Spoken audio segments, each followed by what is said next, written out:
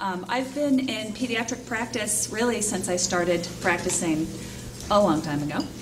And I have certainly done a lot of work in the area of sensory processing. So what I hope to do today is just kind of do an overview of what sort of strategies really will benefit families and therapists and educators at home and in the classroom.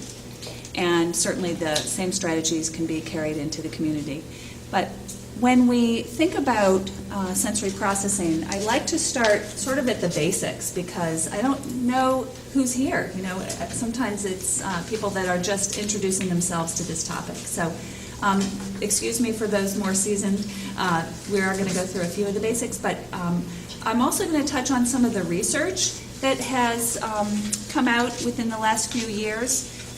Briefly, just so you understand how the reasoning takes place and why we're using these tools. I feel like that's really critical because, as you know, some information can be dummied down to a point where we kind of lose the point. So it's really important, I think, that we value where the evidence is coming from so that we can use, best practice, and we can be thinking about when I use that particular strategy, this is why I'm doing that. So that's really what this is about. I'm pretty informal, so if you have questions along the way, just feel free to ask. And so here we go.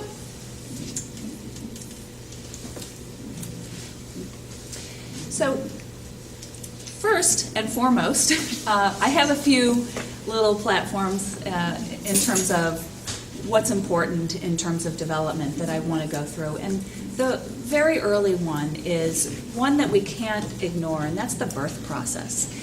And a lot of talk about reflexes and early development has taken place over the last 10 years, especially in terms of forming children's accurate or typical sensory processing. So we look at the birth process and we see certain foundation skills that have occurred for some and don't occur for others, that don't go through a typical process.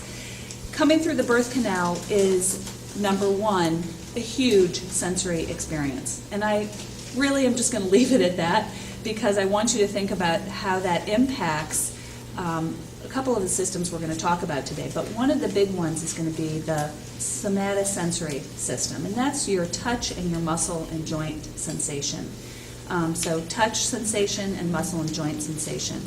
And if you just think about, the pressure that happens in this case, it forms so many wonderful relationships with your body scheme, your body awareness, and it also gives an enormous amount of calming input, de-stress.